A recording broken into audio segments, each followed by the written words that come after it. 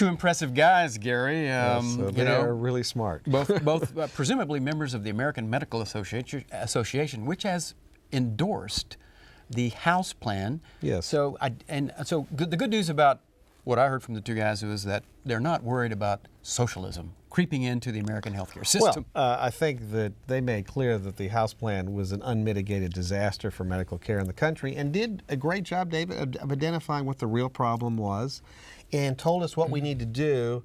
I think you remarked off the air that we're still a little bit confused. How do you bring all the players to the table to accomplish that, squeezing out of those unnecessary and bad practices that exist? But I think that a lot of people are at the table. You believe that it's just a bunch of Democratic liberal congressmen writing legislation that they don't have any business writing. Well, that was the impression I had from our guests, that they didn't think much of the people, and they weren't listening to the people who actually know what they're talking about, David. So look, the truth, and in fact, they both pointed out, if we do nothing, in 2050, Medicare swallows the entire federal budget. If we put a bad plan into effect, we accelerate the total domination of the federal budget by medical costs, which is not good for anybody.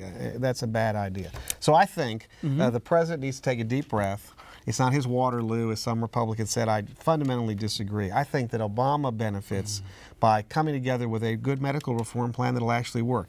If the concept these doctors have that President Obama adopts and people see when he's running for re-election in 2 years, this was a reform that's working, he's unbeatable. Well, nobody can touch him. As opposed to the disaster. No one will know whether this plan is working in 2 years because it's going to take 4, 5, 6 years to implement. Actually, I don't think it will, the concept they have. Now, the House disaster, of course, will... The 2012 election will be determined by whether or not they pass a bill. If they do, everybody's safe in the Democratic Party. I disagree. I actually think the Democrats would be in deep trouble passing this bad bill.